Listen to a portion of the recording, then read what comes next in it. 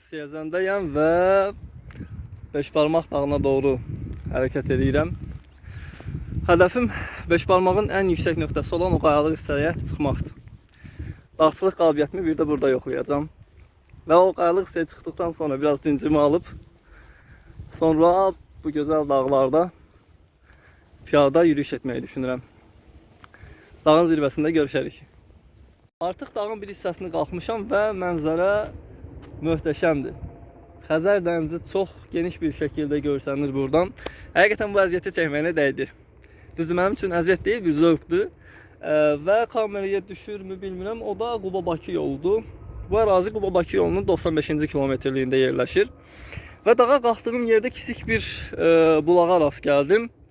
Belə bir rəvayət var ki, Həzrət Xızır Peyğəmbər bu yerdə, bu ərazidə ölümsüzlük bulağını tapıb və onun suyunu içib bu şəkildə ölümsüzlüyə qovuşub. İndi mən də o bulağın suyundan içəcəm. Bulaq çox kiçik bir bulaqdır və suyu da az gəlir.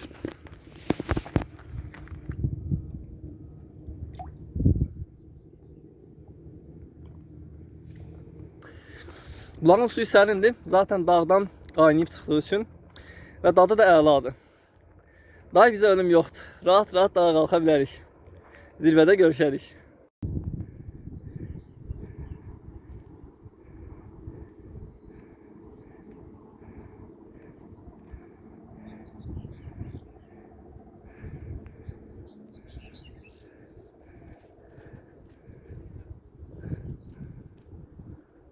Dağın zirvəsindəyəm demək olar ki, sadəcə qayalıq hissələr qalıb.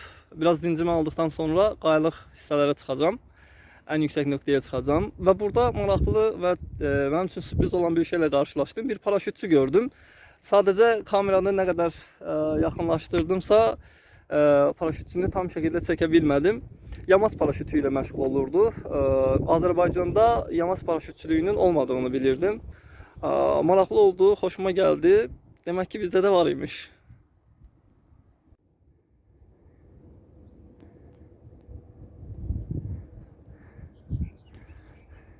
Daha demək olar, yuxarısındayım. Qayalıq hissə qalıb bura çıxacam. Biraz yoruldum, amma zövqlü bir yorğunçuluq oldu bu. Əlaydı. Gəlməyimə dəydi. Artıq qayalıqlardayım və burada bir ziyarətgahla qarşılaşdım. Qarşıma bir ziyarətgahın çıxacağını zənn eləməmişdim. Pilləkənlər falan var. Pilləkənlərlə qayanın yuxarısına yol var imiş. Dırmaşmağa heç ehtiyac qalmadı. Və bura ziyarətgah imiş. Bunu gözləmirdim. Maraqlı oldu.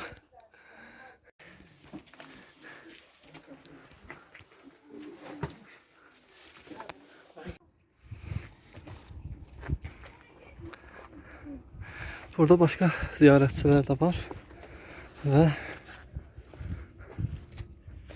insanlar bir şeyler dileyerek buradaki büyürtken çoğunluğu muhtelif renkli parçalar bağlayıp dilekler tutlar. Yetişmiş olsaydı bu büyürtkenlerden yerdim. Yol hala da devam ediyor. Qayalıqların arasıyla.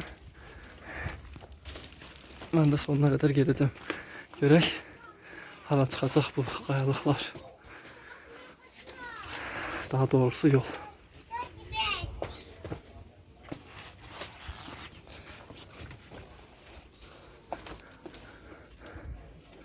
Burada yine ziyaretgah kimi bir yer var. İnsanlar deyəsən burada dua edir. Dilək tutur. Mənzərə möhtəşəmdir. Burada başka insanlar da var.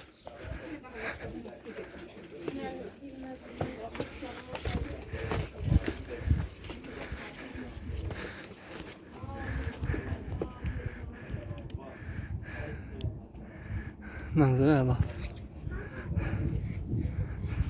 Artıq qayalıqların ən sonuna gəlmişəm.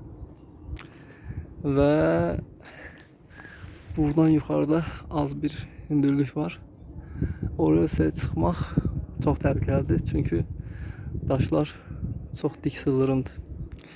O təhlükəni gözə almayacağam. Amma ən yüksəyə çatmışam. Mənzərə möhtəşəmdir. Qayaların ən yüksəyində, pilləkənlərin bitdiyi yerdə arxamda gördüyünüz insanların girdiyi kiçik bir otaq var. Bura ziyarətgah imiş. Mən də girdim, baxdım, balaca bir otaqdır və oradakı belə deyək, vəzifəli şəxsdən məlumat aldım. Rəvayətə görə dünyanın su bastığı zaman Xəzər dənizi ilə Qara dəniz bu nöqtədə qovuşub, yəni suyun hündürlüyü bu səviyyəyə qədər çatıb və Musa peyğəmbərlə Xızır peyğəmbər bu arxamda gördüyünüz hissədə görüşüb və həmin hissəni balaca bir otaq şəklində tərtib ediblər və ziyarətgah kimi insanlar bura gəlir, ziyarət edir, dualar edir və burada müxtəlif ağaclara və kolların üzərində də müxtəlif rəngli parçalar bağlayıb dilək diləyirlər. Belə, mənim üçün maraqlı oldu, sürpriz oldu. Belə bir şeylə qarşılaşacağımı gözləmirdim. Manzara axtarışında tam bir manzara oldu.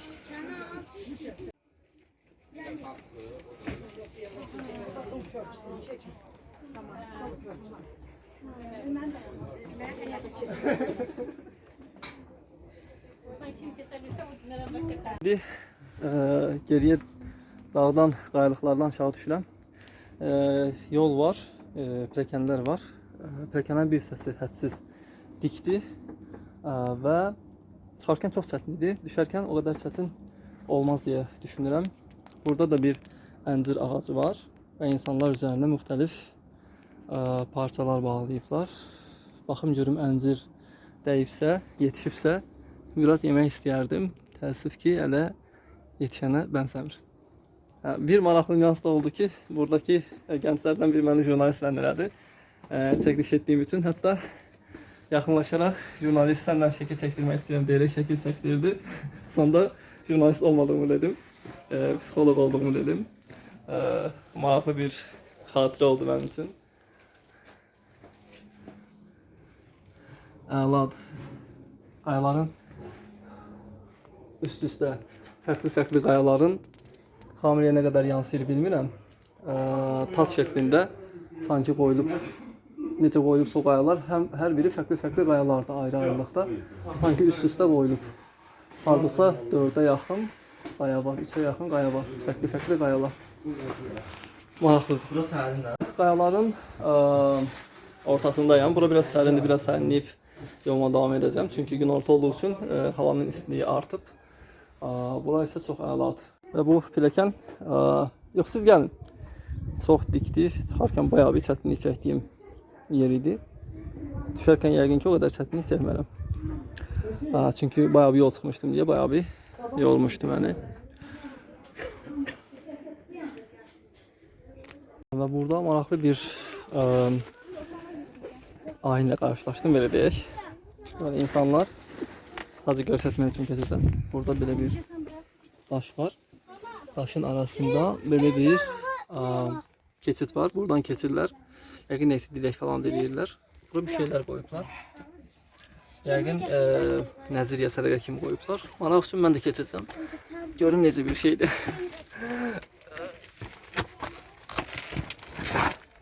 Belə daşların arasından keçirlər. Yox, biz də aynımızı tamamladıq. Dağlardan aşağı inmişəm və aşağıda belə bir məscid var. Və xeyli sayda da insanlar var, ziyarətə gəliblər. Həqiqətən çox maraqlı oldu, macəralı oldu mənim üçün. Heç gözləmədiyim şeylərlə qarşılaşdım. Və burada vəzifəli şəxslərdən soruşdum, gecə qalmağıma icazə verərlərmi? Versələr, gecəni burada keçirmək istəyərdim.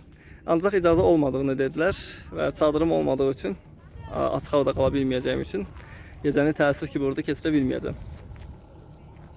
Məscidin içərisindəyəm. Balaca, şirin bir məsciddir və içərisi olduqca sərindir. Bir müddət burada dincəldikdən sonra yenidən yürüyüşümə davam edəcəm. Qayalıqlardan biraz aşağı enmişəm. Əslində hədəfim yuxarıdakı qayalıqlarda piknik etmək idi. Sadəcə ora ziyarətgah olduğu üçün, yəni gözləmədiyim bir hadisə ilə qarşılaşdım. Bu planım baş tutmadı. Biraz daha aşağı enmişəm. Belə gözəl mənzərəsi olan, Xəzər mənzərəsi olan bir qayanın üstündəyəm. Və piknik edəcəm. Təbii ki, kofem və cəzvəm yanımdadır. Özüm üçün kofe dəmləyəcəm. Və bir də burada müxtəlif ölçülü qarışqalar var. Böyüklü, kiçikli, qəribə böcəklər var. Onlar da yiyəcəklərimə qonaq olublar. Yəni mənlə birgə burada piknik eləyirlər. Çox maraqlı bir görüntü var. Hər şey əladır. Bura gəlməyimə dəydi. Tövsiyə edirəm. Amma yəni dağ çıxmağı bacaran və bundan zövq alan birilərinin gəlməsini tövsiyə edirəm.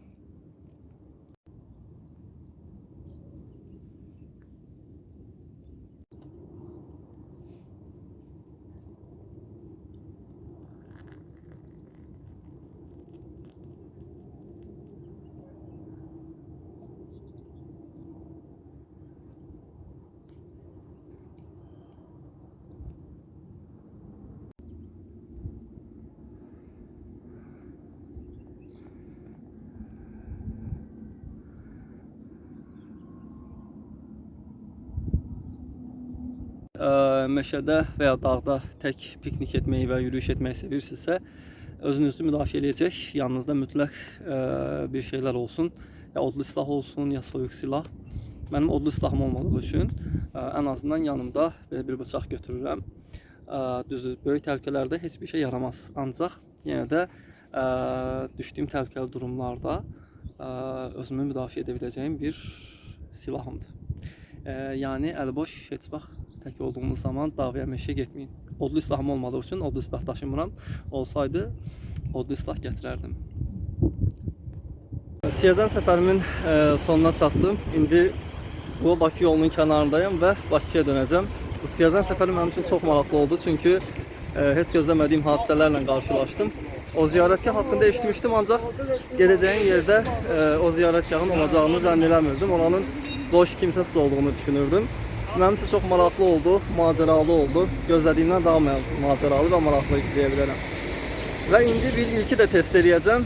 Bakıya otostopla qayıtmağa çalışacağım. Düzdür, Azərbaycanda otostop mədəniyyəti çox da formalaşmayıb, ancaq yenə də test edəcəm. Görək, otostopuma cavab verən biriləri olacaqmı? Otostop çəkirəm və otostopuma heç kəs qarşılıq vermədi. Sadəcə bir maşın qarşılıq vermişdi. Ona da Bakıya gedirsinizmi, məni də apara bilərsinizmi dedim. O da başda hə dedi. Sonra mən də otostopun qanunlarına uyğun olaraq ona ödəniş ödəyə bilməyəcəyimi dedim. Və bu zaman fikrindən daşındı. Hətta Bakıya getməyək dedi və necə saxlamışsa elə də davam etdi. Sonra sağ olsun bir Kamaz şoförü tərəfindən otostopum qarşılıq gördü və indi Kamazdayıq və Bakıya doğru yola düşmüşük. Həyatımda bir ilk idi, ilk təcrübəm idi otostop çəkmək. Və çox maraqlı idi, çox əyləncəli idi. Yəqin ki, bundan sonra otostopdan istifadə edərək bir yerlərə gedəcəm. Yolumuz açıq olsun. Maşınımız xarab olub və sürücü maşını təmir etməyə çalışır. Mən də maşının arxasında digər gələn sürücülərə istiqamət verirəm ki, maşını hərəkətdə zənn edib vurmasınlar maşını.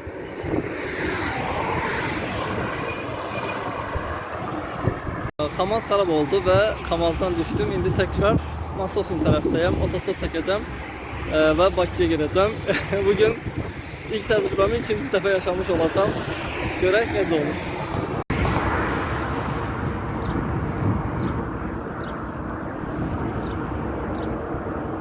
Növbəti otostop da işe yaradı. Düzdür, xeyli gözlədim. Bir öncəki maşın xarab olmuşdu və çox sağ olsun sürücümüz maşına götürdü. Bakıya tərəf yola düşdük. Və polis əməkdaşıdır, çəkməyimi istəmədi. Yolda məni qoymadı. Sağ olsun, yolda məni qoymadı. Və Bakıya gedirik, yolumuz açıq olsun. Bakıya çatmışam artıq və deyə bilərəm ki, Siyəzənə gedişimdən dönüşüm daha maraqlı oldu. Çünki həyatımda ilk dəfə otostop təcrübəsini yaşadım və 2 dəfə ard-arda. Birincidə Kamaz sürücüsü sağ olsun maşını aldı məni, maraqlı söhbətlər elədik. Sonra Kamaz xarab oldu. Ondan sonra bir polis əməkdaşı maşınını aldı və yenə də maraqlı söhbətlər elədik. Əyləncəli insan idi və dönüşüm daha maraqlı oldu. Demək ki, Azərbaycanda da otostop mədəniyyəti mənə qədər var. Yolda bir ara vaz keçəcəyimi düşündüm otostopdan. Çünki bayağı bir sürücü, bayağı bir müddət gözlədiyim halda sürücülərin heç biri reaksiya vermirdi. Ancaq gözləməyimə dəydi. Otostopla artıq Bakıdayam. Və bugünün əla keçdi deyə bilərəm. Yeniliklər yaşadım. Möhtəşəm oldu.